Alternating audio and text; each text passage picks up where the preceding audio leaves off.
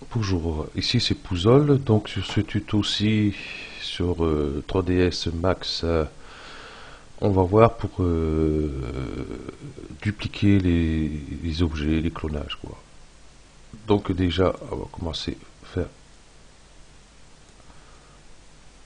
voilà, on va faire ça tout simplement. Donc on va ici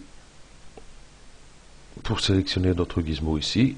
Donc si on voit, on reste ici. Si on déplace, on va la déplacer directement cet objet. Par contre, si je clique sur la touche Shift, la flèche qui est au-dessus de CTRL, on va venir ici, sélectionner ici, on va l'étirer. Par exemple, on va mettre ici. Voilà. Donc ça nous met cette fenêtre-ci. Donc ça nous demande si on veut une copie, une instance, une référence. Donc là, je vais mettre en copie, nombre de copies.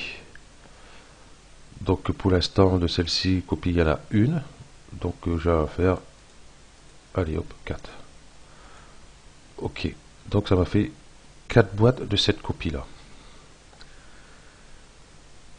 Et ici, toutes les boîtes sont indépendantes l'une de l'autre. Déjà, j'aurais dû commencer par convertir en polygone éditable tous. J'aurais dû faire de suite. Hop. Hop. J'aurais dû annuler, ça aurait été plus vite. Bon, enfin bref. Voilà. Voilà. Donc on voit que quand c'est en copie, par exemple, je vais sur celle-ci. Je vais prendre cette boîte face ici. Hop. Je vais l'étirer. Je vois que ça réagit que sur cette boîte-ci et pas sur les autres. Donc chaque boîte, on peut changer de couleur. Par exemple, celle-ci, je vais laisser en vert. Donc je clique ici pour en sortir parce que quand je suis ici, par exemple, sur un des outils qui sont en sommet, arrête, tous ces trucs-là, je ne peux pas sélectionner les autres objets. Pourquoi? Parce que là, elle est sélectionnée en polygone éditable, que ce soit pour la bordure, c'est pareil. Voilà. Donc on clique dessus, donc elle devient grise. Voilà, là elle est sélectionnée. Si je clique ici, hop, ça devient gris. Je peux aller sélectionner les autres objets. Donc celle-ci, on peut changer par exemple les couleurs pour différencier un peu à chaque fois sur les objets qu'on veut travailler.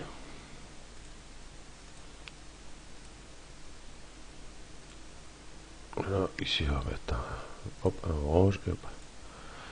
Comme ça sert si vous avez beaucoup d'objets ici. Donc, vous en sélectionnez un. Donc, on ne le voit pas trop. Donc, vous savez qu'automatiquement, c'est de votre boîte 2. Je ne sais même pas pourquoi c'est la 2. C'est bizarre. Enfin, bref. Et que c'est la verte. Et non une autre de ces couleurs-là. Celle-ci, pareil. Je ne sais pas pourquoi. 4. 6. J'ai que 5 boîtes. On sait que je vais avoir une boîte en vent. J'ai dû la supprimer. Donc, voilà. Pour la copie d'une boîte, ma bonne copie. Donc on va sur Shift. Voilà, je vais aller là. Donc ici on va aller en instance. Donc je vais en faire 3, on n'a pas besoin d'en faire plus. Voilà. Ce qu'il y a en instance, si je vais sélectionner cette face-ci,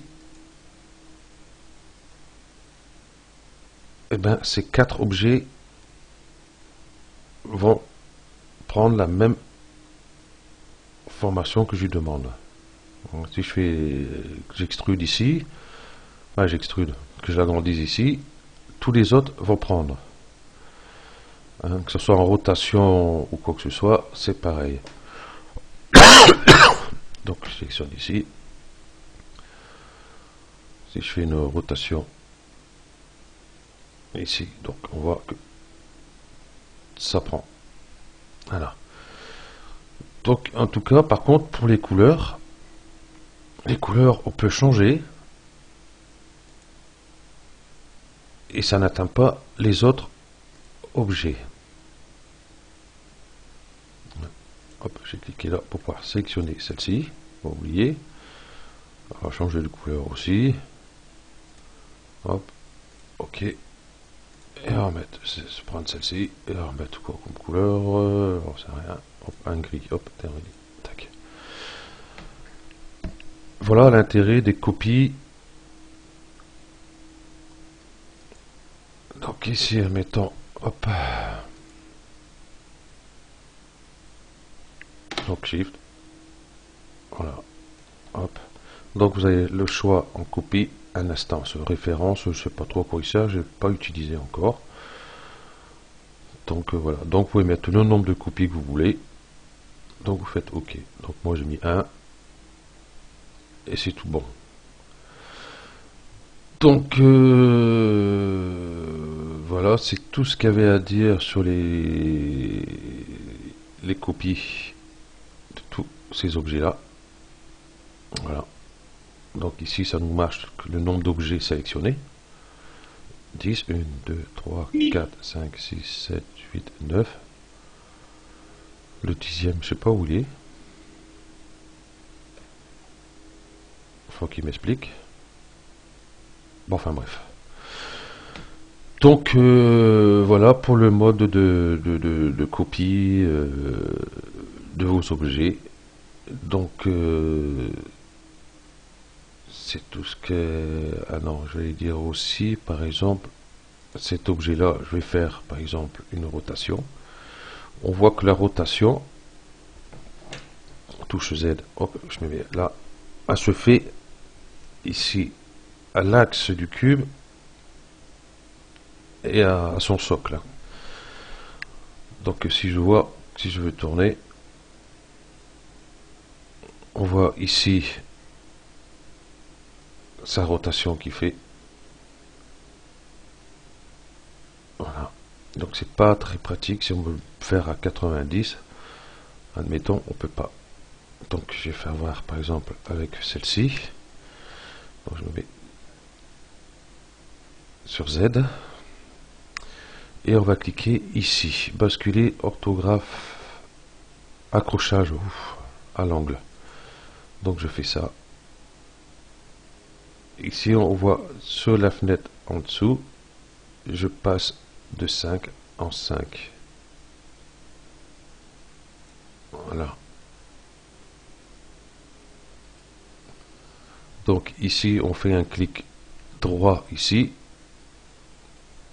et on peut choisir son angle. Donc là c'est de 5 degrés en 5 degrés, on peut mettre 10, 15, 20 comme vous voulez. Voilà. Donc c'est tout pour ce tuto. Donc voilà, ne pas oublier, hein, on sélectionne l'objet. Je vais faire ça avec celui-là, ça ira mieux. Voilà. Donc Shift, on déplace. Donc moi ça rame un petit peu. Donc voilà, pas oublier copie instance. Hein. Donc instance c'est très bien si vous faites des scènes avec plusieurs tables, plusieurs chaises, plusieurs d'autres choses aussi. Hein. Que par exemple sur une chaise, dire tiens, ah mince, tiens j'aurais dû faire ça. Alors, si vous en avez 50 ou 60, il faut le faire sur les 60 un par un. Tandis qu'un instance, donc automatiquement, elles vont tous se mettre exactement comme vous modifiez la première.